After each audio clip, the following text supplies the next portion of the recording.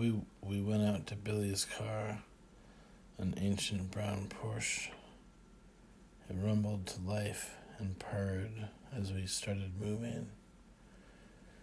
Trampier Dale was about an hour from a sterling town for normal people and half an hour for Billy. As a young man, he was a race car driver. When the advancement of his career required leaving Scotland, he decided to become a bouncer at the Unicorn, and there he stayed. But he still followed his passion where he could. In town, he observed the speed limit mostly.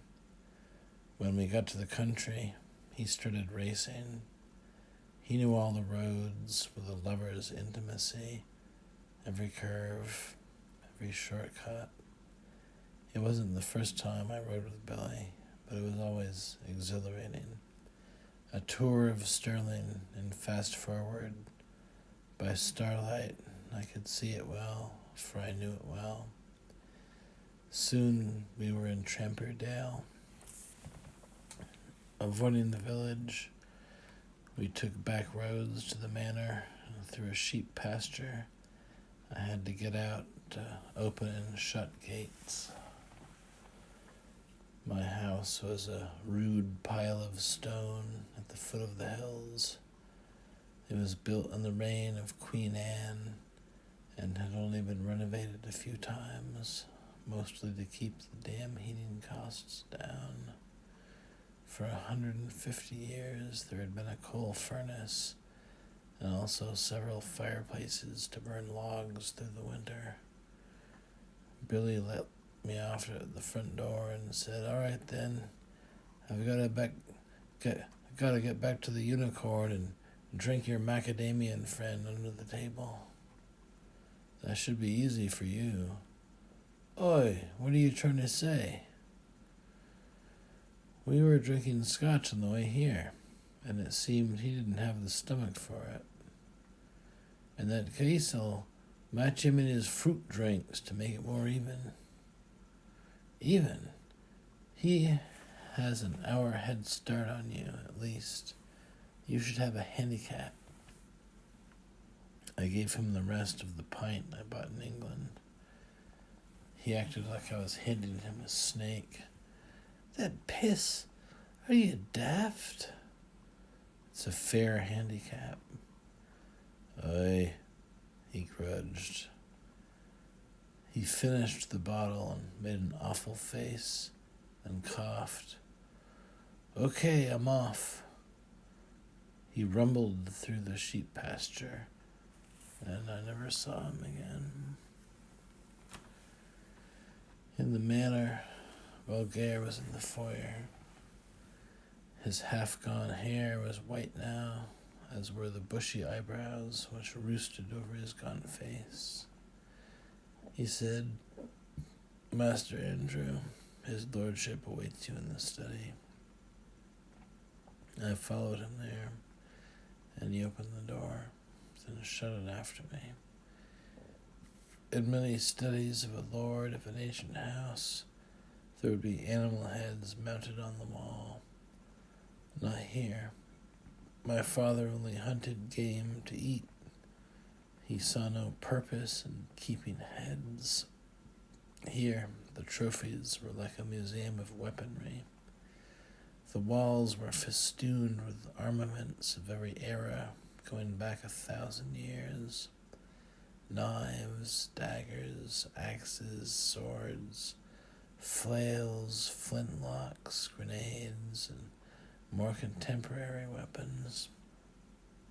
My favorite was the Maxim, Terra's first true machine gun. Even then it would anchor a formidable defense. In the midst of these treasures, my father sat in a plush, leather-bound chair in front of the fireplace. He was adorned in a dark green terry cloth suit and black slippers. I sat in a slightly less comfortable chair next to the fire. He said, "What's going on?" I said, There's intelligent life elsewhere in the galaxy, and they may be coming to take a look at us any day now. Tetsu says he's confirmed it.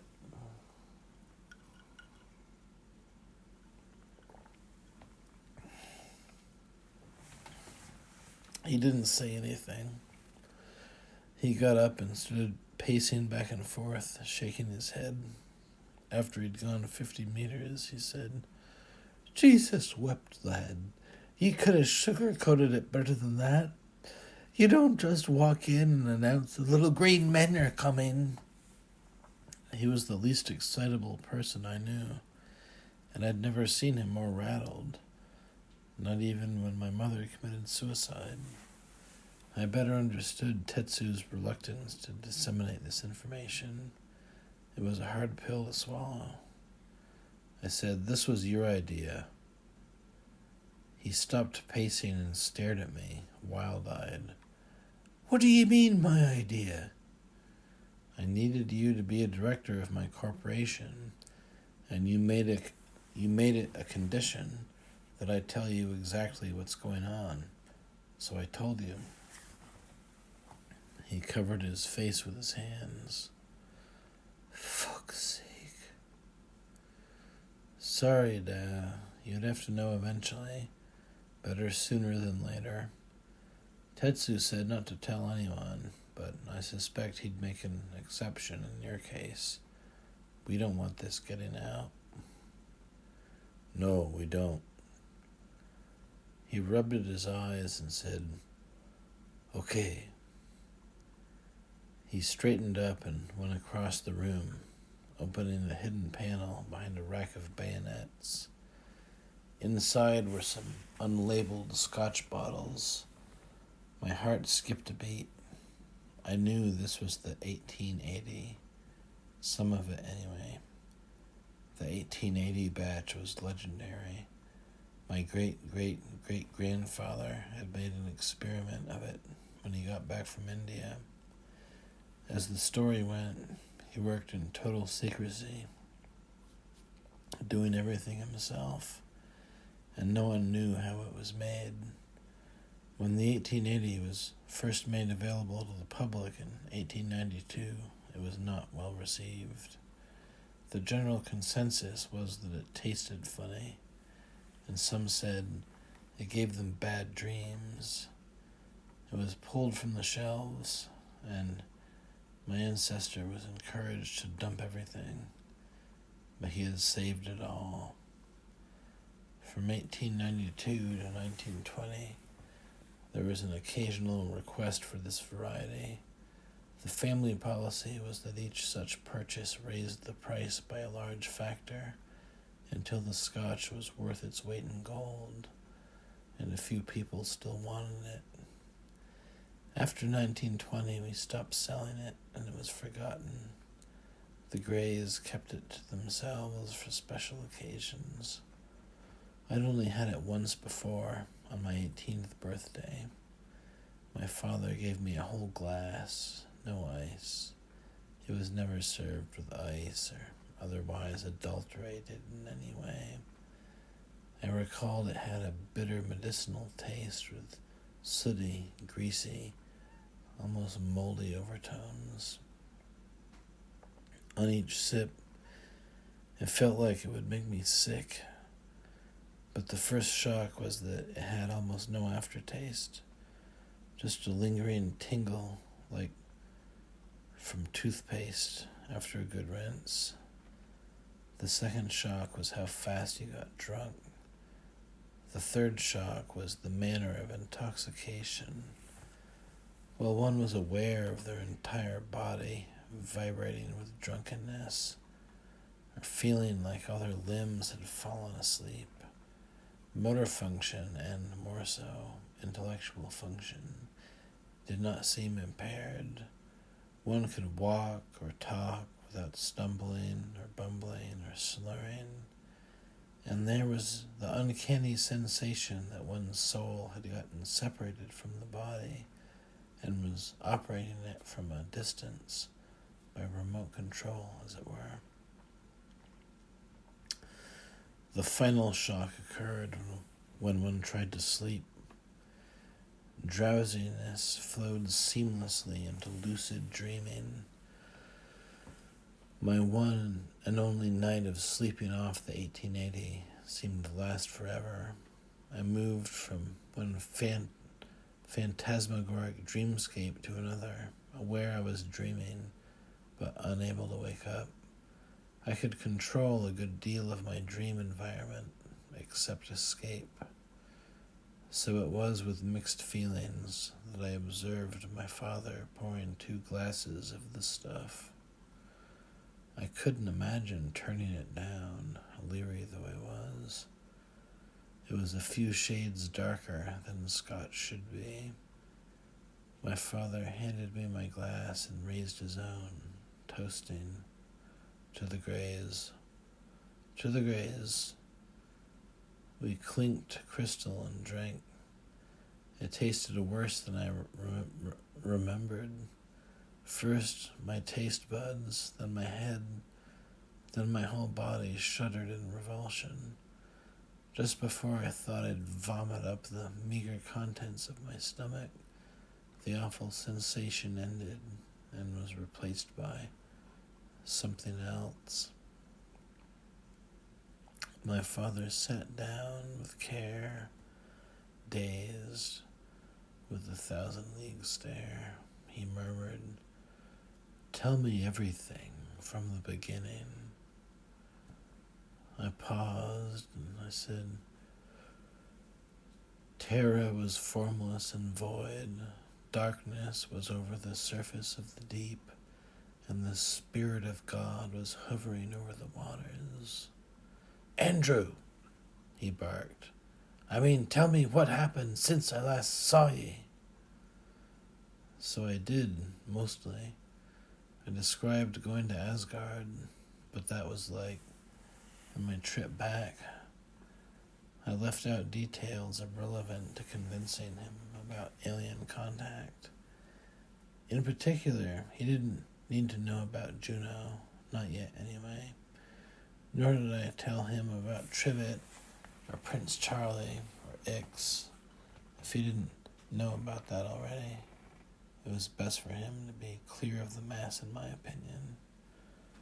When I was done, he said, "So, you believe this? That Tetsu is correct about aliens?" "I do."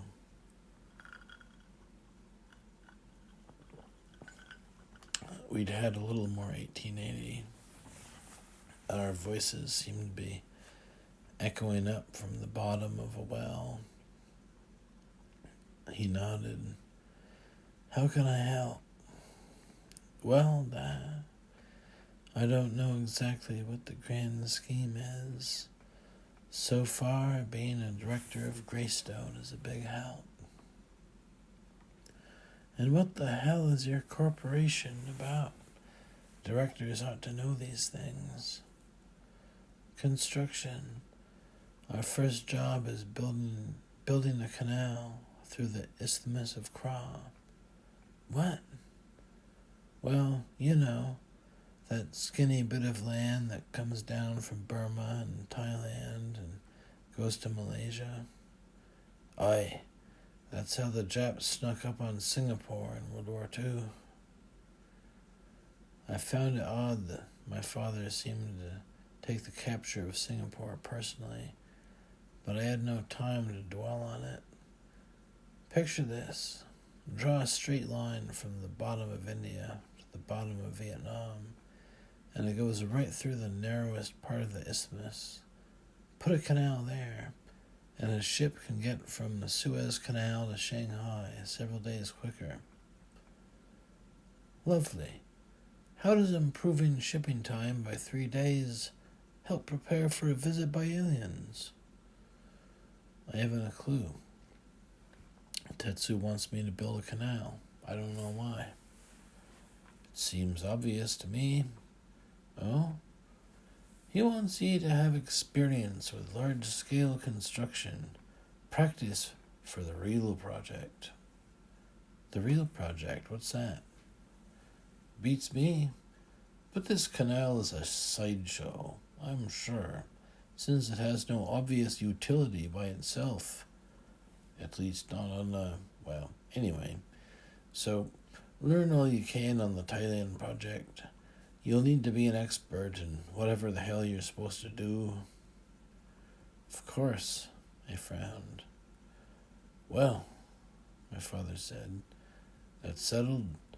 Breakfast is served at 9 o'clock. We best get some shut-eye. He laughed. No doubt he was correct. The 1880 was kicking in harder than I remembered. It was rumored that the effect increased on multiple uses, even decades apart. I got up, and I could stand up, walk around. I felt steady. Yet my body also felt like I was swaying underwater, moved by a gentle current in a blurry medium. I resolved to go to bed. The house was in near total darkness, but I found that with my eyes closed, I could see everything clearly. With this sight, the house looked like a luminous ghost world constructed from memory and intuition. On later reflection, it was amazing I got to my room without bumping into anything. There was a stack of wool blankets on a chair against the wall. I flipped some on the bed and got under them, laying on top of the quilts. My eyes were closed, and still I saw the room, the walls and familiar objects, some of which weren't really there. Like my old teddy bear I threw on a bonfire when I was little, yet now appeared to be sitting on top of the bureau, were radiating slow-moving motes of light like shimmering dust. And though, in reality, the night sky was overcast, I saw stars crowded outside my bedroom window, crowded like they were in the windows of Asgard.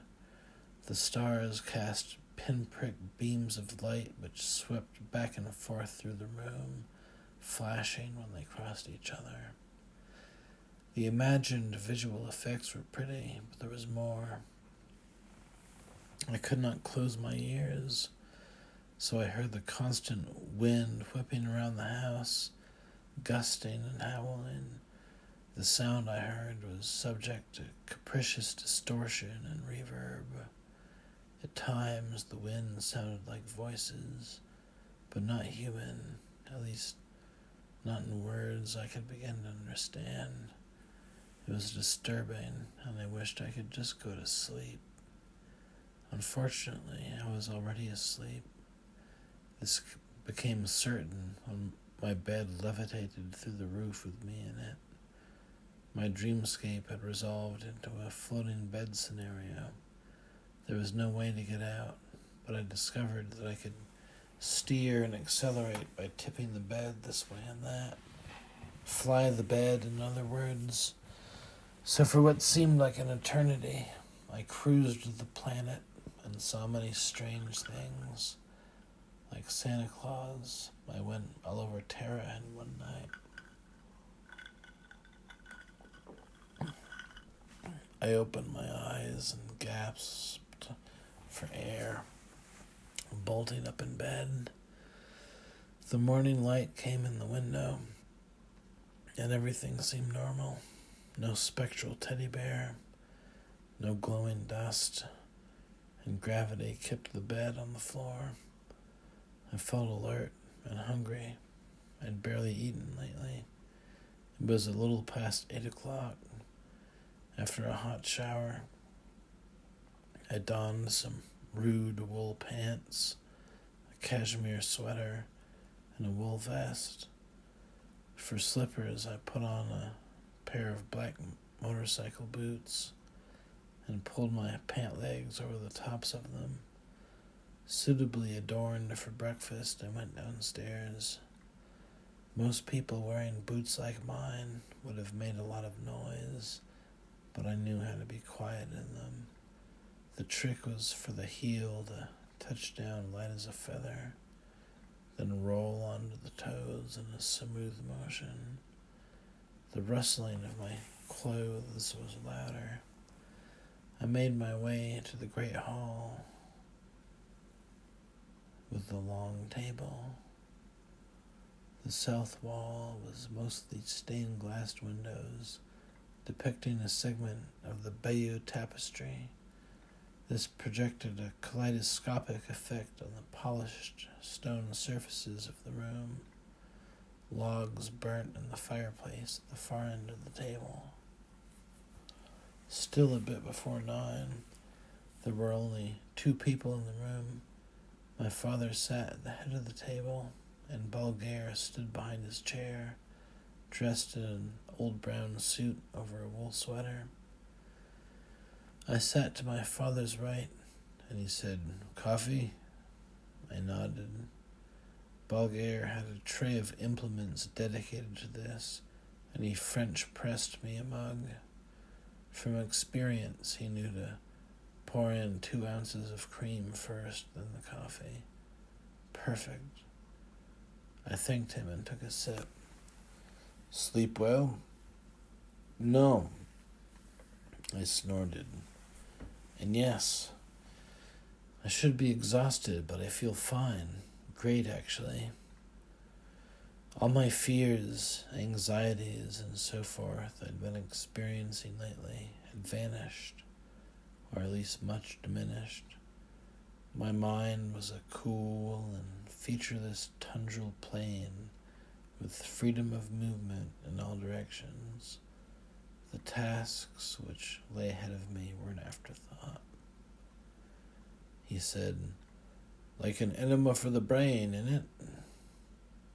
Nothing short of miraculous. If I had it every day, I'm sure I'd go mad, but I just hit the spot. I know I've asked before, but what's in it? I didn't know.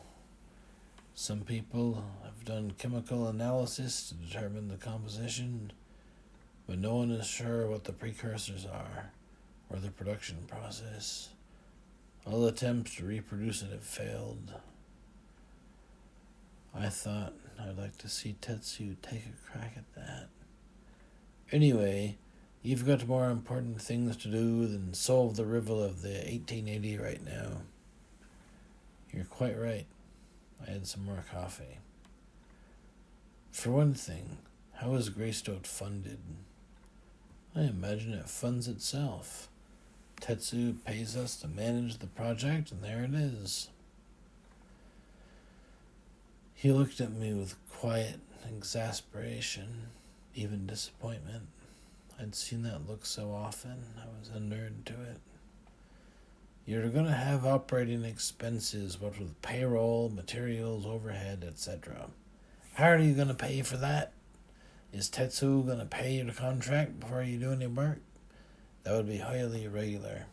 His lawyers and accountants would go ballistic even if he wanted to. You need a line of credit, a big one. That sounds reasonable.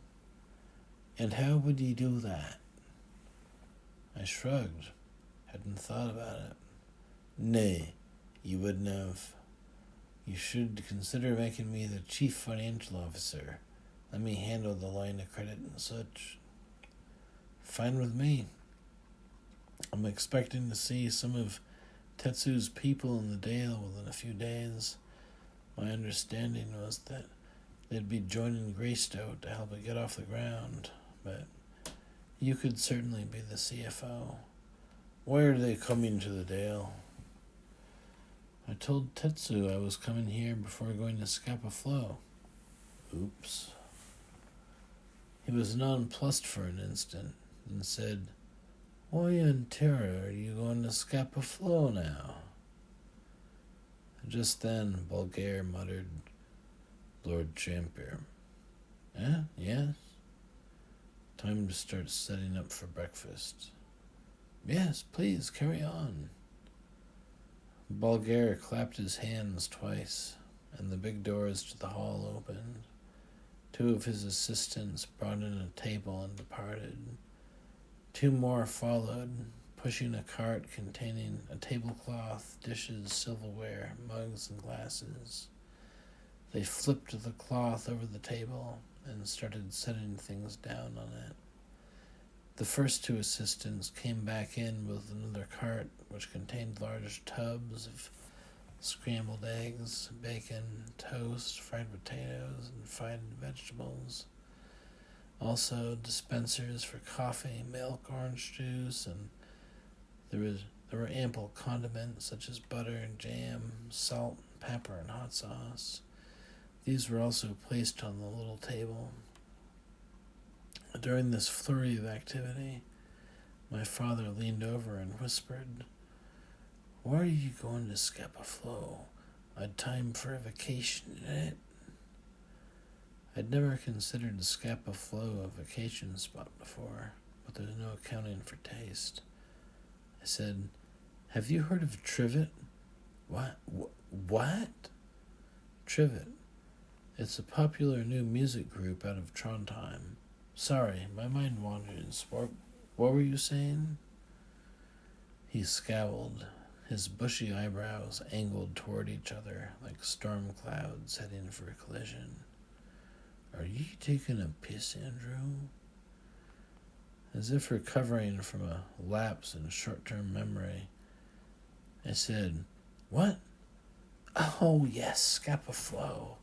I have to go there in a few days to look into a matter which may be related to what I'm doing." "What matter? Don't be vague, lad." "Not polite conversation for breakfast. It's 9:00. I nodded to the big doors where the entire household staff, including the dairy workers, were queuing up to load their plates and fill their mugs and glasses. Many of them had been up before dawn and working for hours on naught but a pastry. This meal was important to them.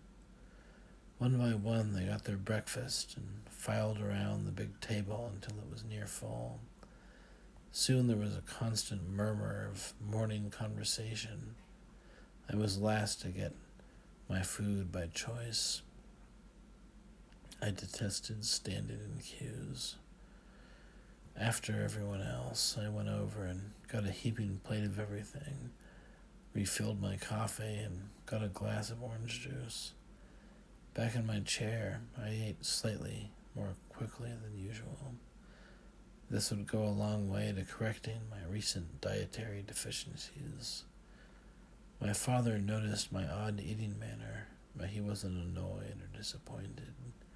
He looked sad. I put my silverware down. "What?"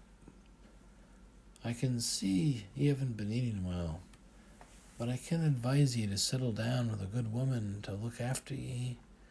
Not now, when you have so much on your plate, so to speak."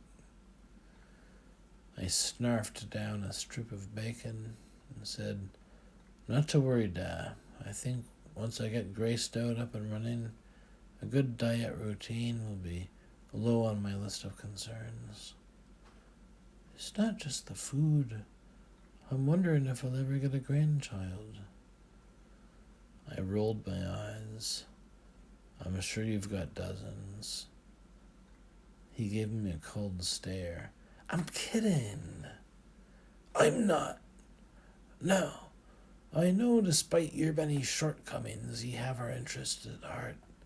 "I do." "So ye know the importance of secession," he hissed. Then he straightened up and said, "Pardon me, not good breakfast talk." The other diners didn't seem to be paying any attention to us, I discovered as I glanced down the table.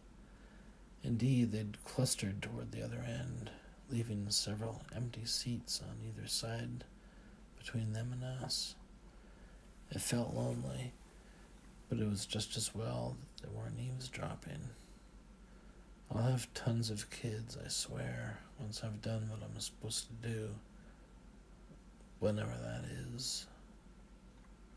Bah! Don't mind me.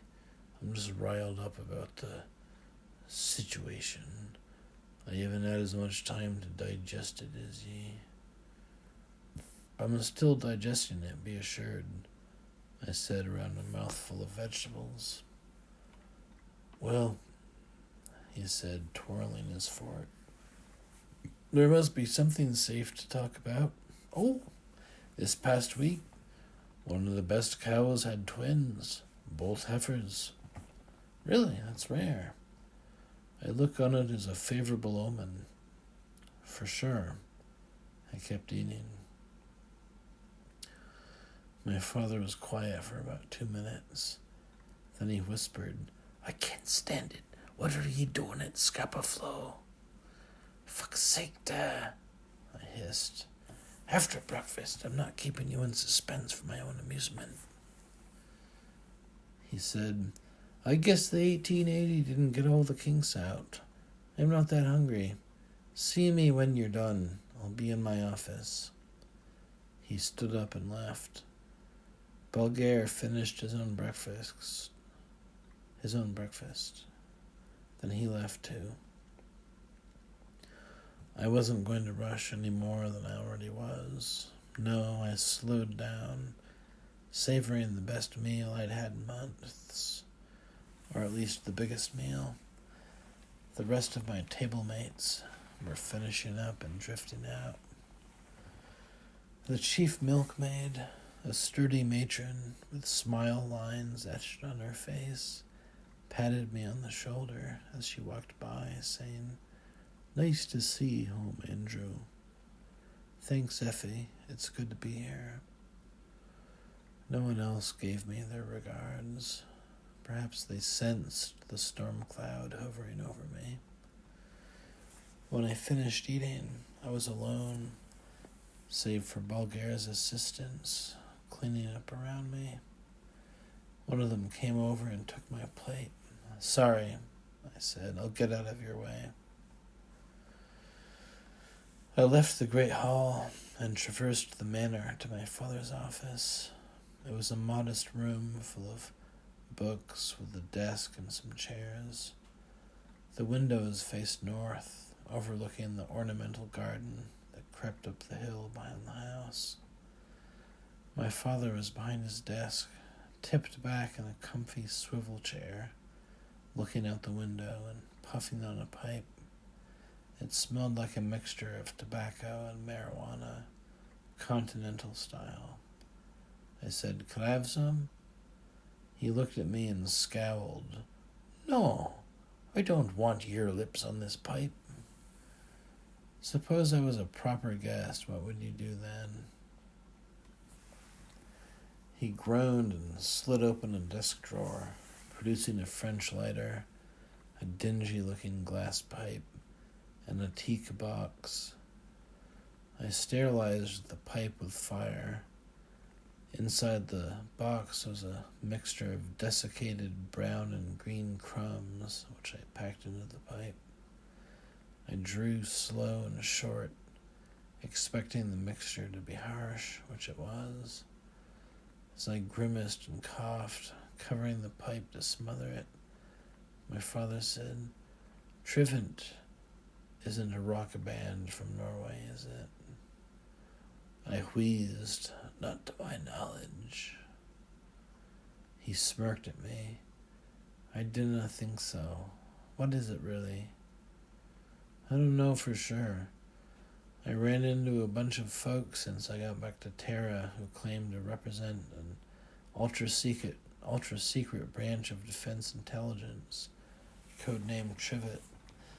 They offered to show me an important secret in Scapa-Flow, and I'm gonna go see what it is. He looked out the window. How did he run into these people? I had another slow pull on the pipe and said, I guess they ran into me. A caravan of armored cars picked me up at Falmouth Spaceport and take me to London. Why did he ride with them? I was invited by an associate I met on Asgard, a captain in the U.S. Navy. There seemed to be an aircraft carrier involved, so I played along. He swiveled back to face me. What carrier? I don't want to count my chickens before they hatch, but I think I may have lined up a Nimitz-class carrier at a steep discount. He raised his eyebrows. Really? I think so. He whistled with approval. Of all the luck to stumble into a nuclear carrier. He shook his head in disbelief. It wasn't all luck, I grumbled.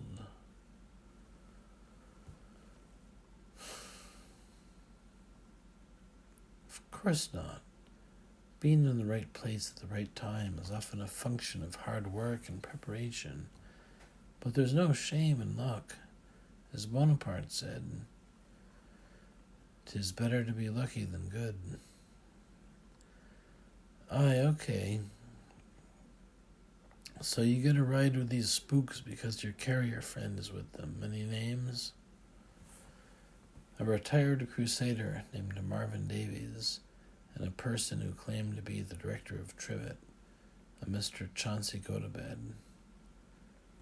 My father's face screwed up, like he just tasted something bitter.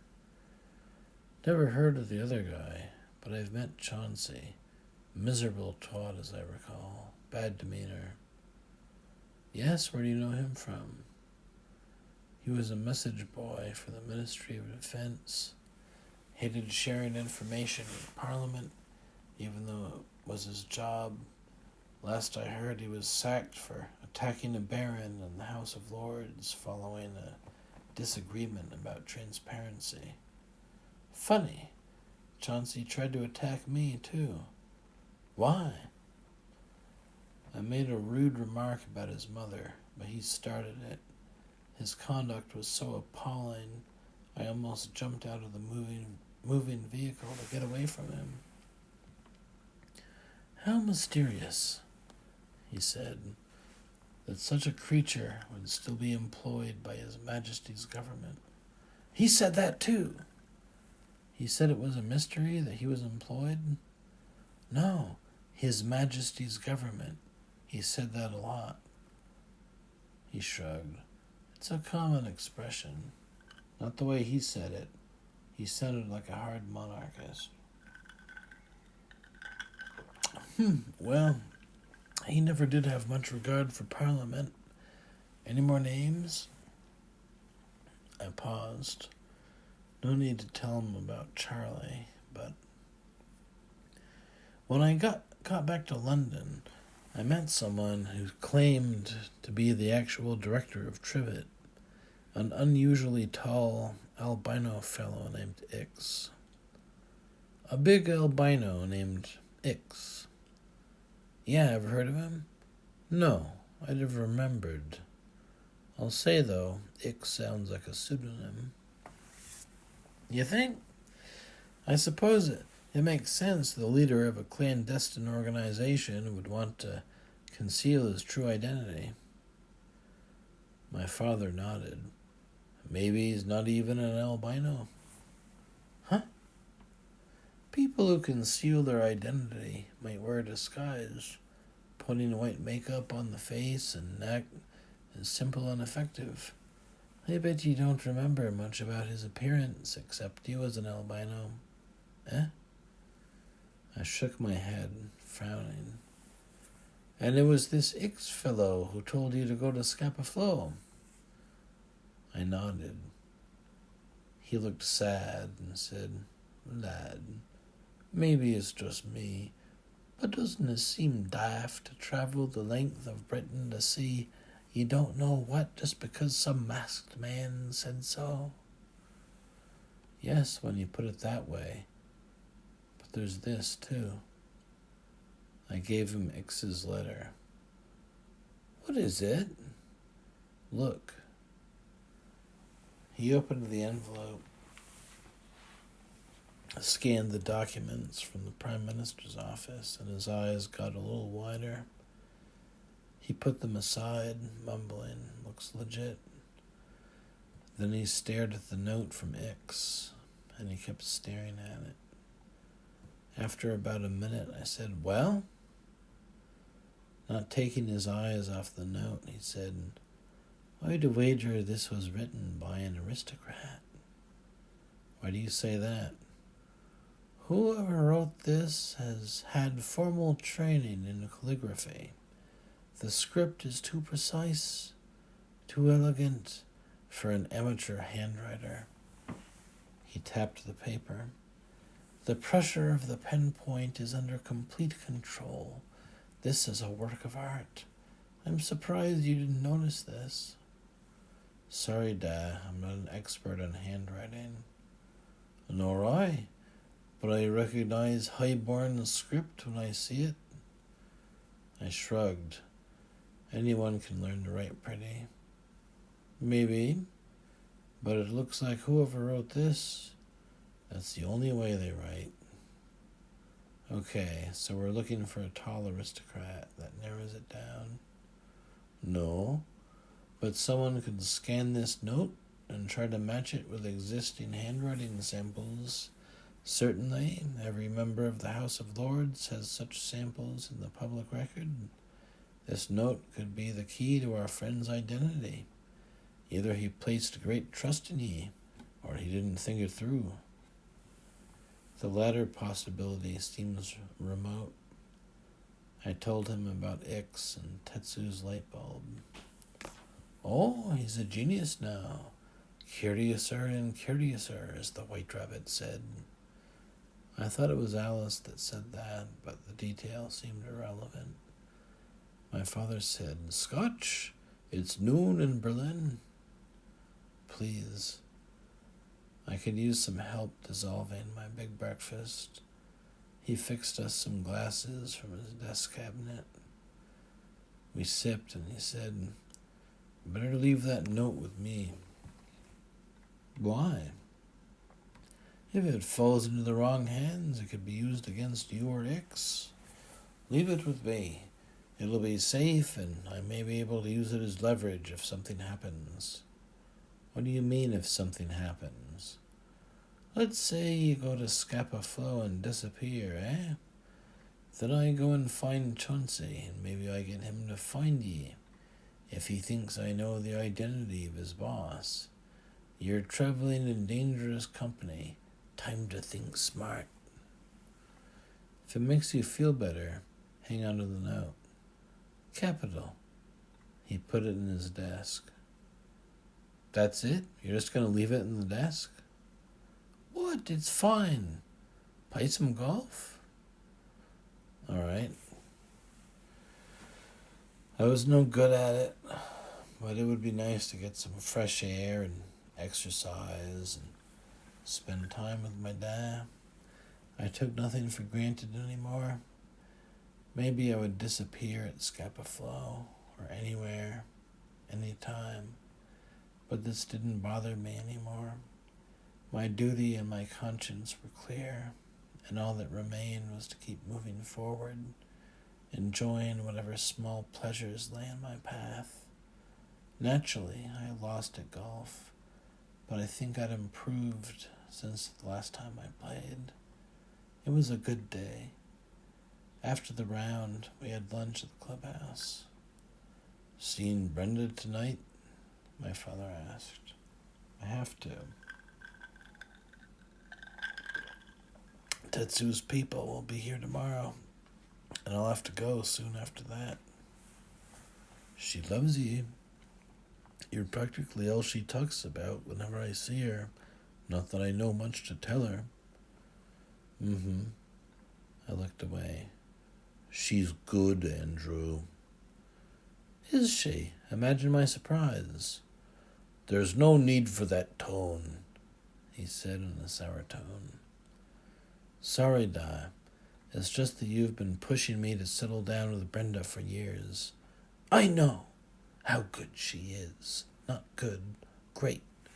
If I stayed in Scotland, I'd marry her in a heartbeat, but I can't stay. Not now, and she can't go. Have you asked her? Asked her what? If she would go with ye. Where'd ye go? No. She belongs in the Dale. She's spent her whole life here, and she's happy and safe. I won't expose her to danger or ugliness. If I bring her into my business, I put her in danger. She could be threatened to get at me. Do you want someone like Chauncey after her, or worse? He shuddered. Okay, lad, you win. She's safer here, out of your business. He shook his head and had some scotch. Still, it'd be nice. Such a good lass. Such fine grandchildren. Yes, Da. This was painful. It would be lovely to stay in the Dale with Brenda forever and ever, but the world outside is a tidal wave of shite, and now there may be shite coming from outer space. To protect the Dale, I have to leave it, at least until and unless this gets resolved. You're right. I guess I'm just freaking out. Yeah, Da, you're acting all crazy. Get a hold of yourself. That made him smile. There's a bit of daylight left. Take a hike behind the house and get high. Capital. We met at the goldfish pond in the ornamental garden. Around the basin, where a family of orange fish had made a living for generations as decoration, there was a semicircle of granite benches opposite a pair of marble statues, buxom sphinxes that gazed down the dale. The pond was the nexus of the garden. Slate-paved paths led from it in all directions. Once we were both seated, my father produced 2 silver objects, a Scotch flask and a cigarette case.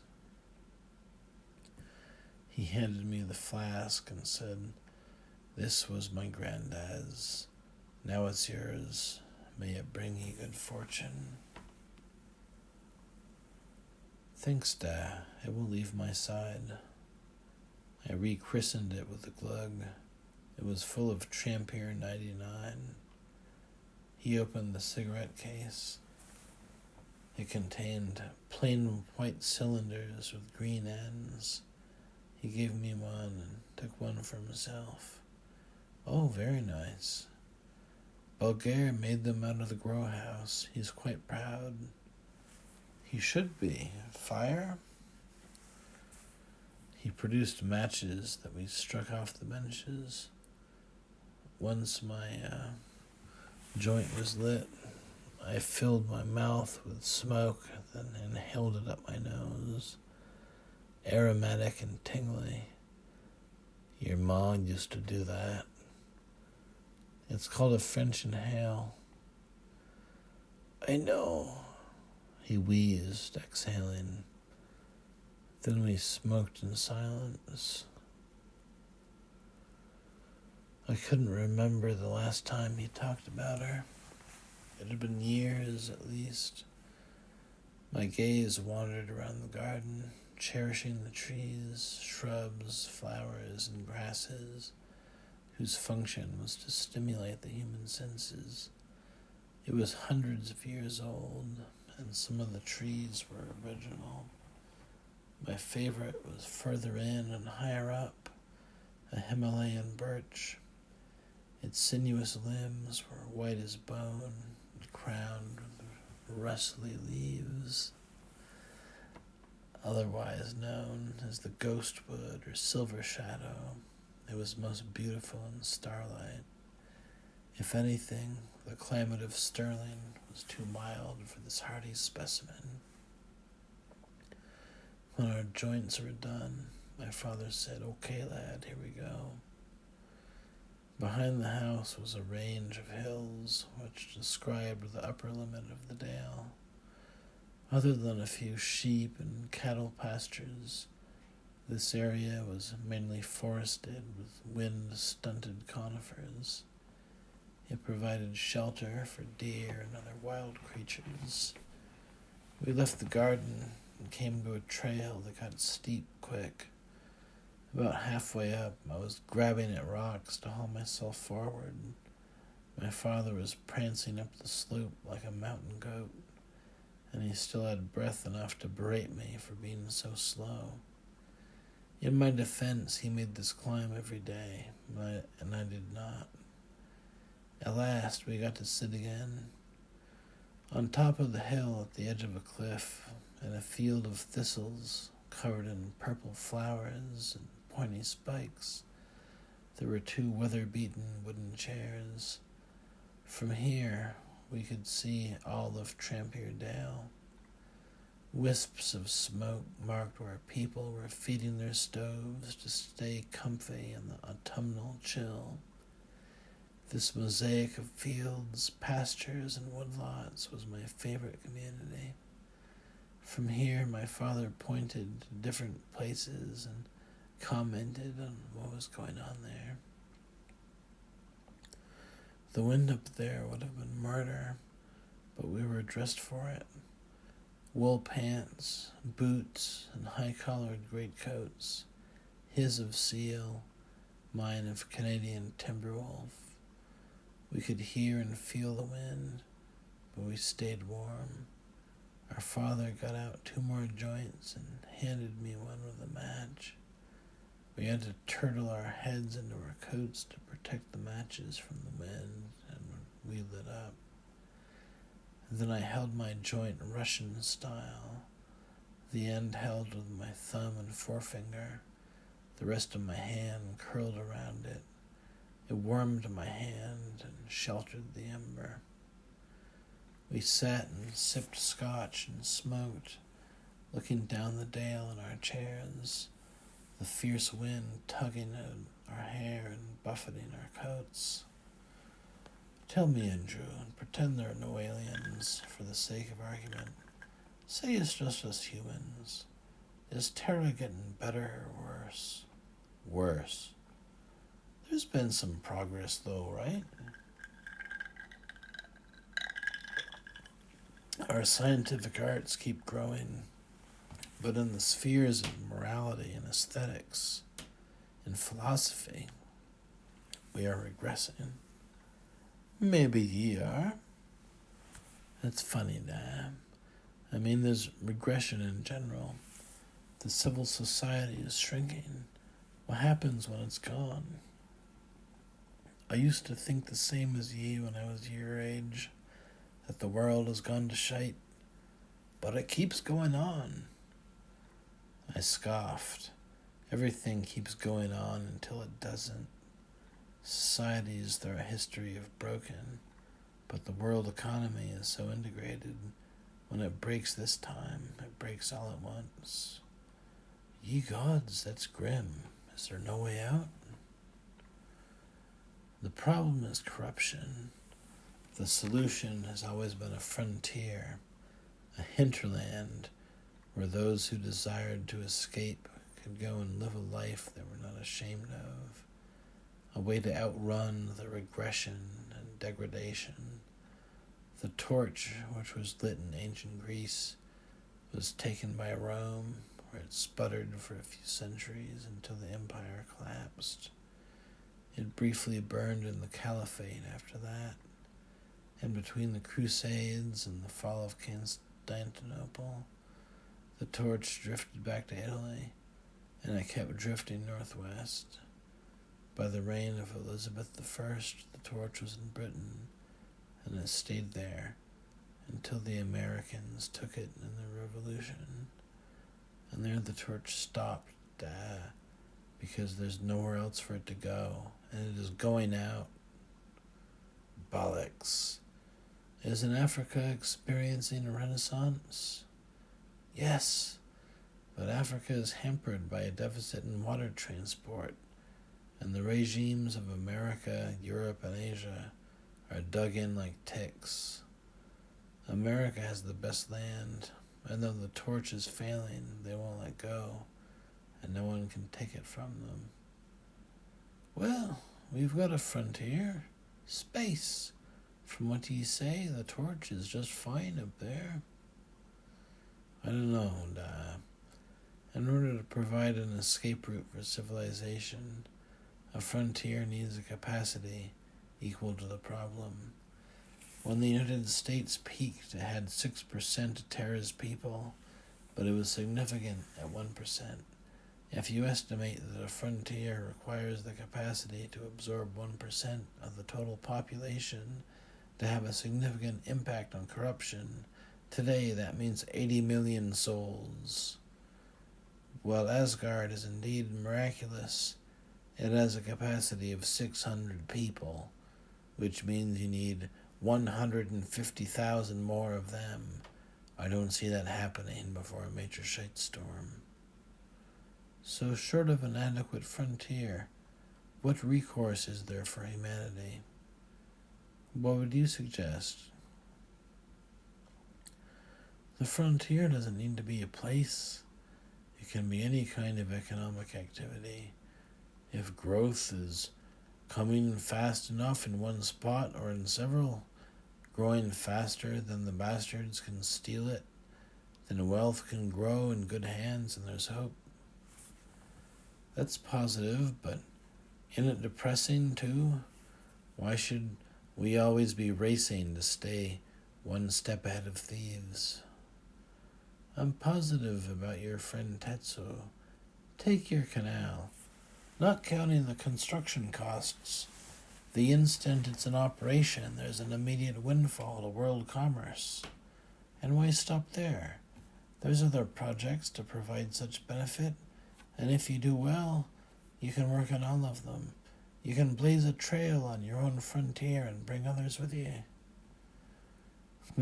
Sounds like a lot of work. Aye, and like he said, it's work that needs to be done. He had a nip of scotch. I could nae believe it. Still, believe what? Oh, the responsibility you've got now. No offence, lad, but why ye? None taken. I was wondering the same thing myself, but Ix explained it. This I've got to hear. Ix said I possessed a rare combination of honor, charisma, and intellect, which made me suited for leadership. Sounds like he was laying it on pretty thick. Duh! Settle down, lad. It's better to exceed expectations than vice versa, don't you think? Right.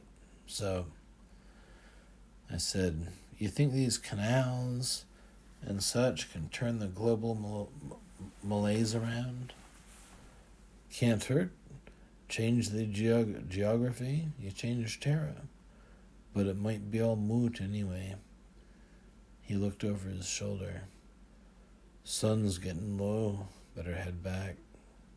Capital. I was getting chilly. We returned through the thistle field to the trail and watched night descend on the dale as we walked down the hill. The dark started in the middle and moved up the sides until there was just light on the trees around the edge. Then it was gone, and the sky was purple, fading to black. By the time we got back to the manor, the stars were out. I looked up and saw an object tracking across the heavens. It looked like a satellite. I stopped and wondered, could that be Asgard? No, Asgard ate light. It didn't reflect it. As we came back through the garden, I admired the silver shadow. In the gloom, its limbs were glowing. Back in the manor, my father yawned and said, I've got to go put my feet up. Going to the village? I nodded. Want to take a car? No thanks. I'll walk, as usual. It isn't far. Take a car, lad. In a few days you could be sleeping on the bottom of the Norwegian Sea. Have some fun. That's dark, but you have a point. Check with Bulgair. Bulgair met me in the garage.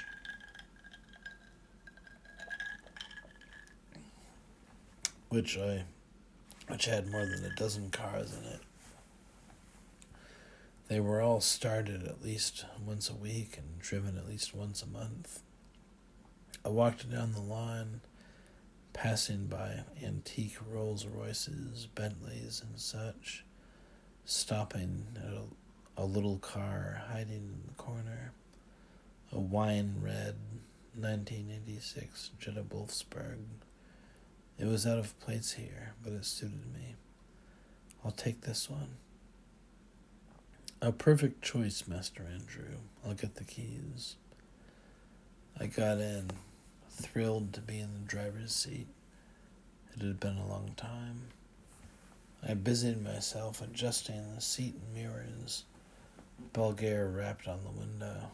I rolled it down and he handed me the keys. I fired up the car and focused on shifting into first gear, struggling between stalling out and lurching forward into valuable artifacts. Bulgaire was not one for facial expressions under normal circumstances, but I saw him wince as I sputtered out of the garage. To me, driving was like swimming, once learned, never forgotten. No doubt I was rusty, so I took it easy. Just shifting up through the gears and steering was great fun. Observing a prudent speed, I took the long way into the village, navigating a series of dirt roads that wound around the periphery of the dale. I imagined that people in the houses I passed were wondering what someone was doing out there at that hour.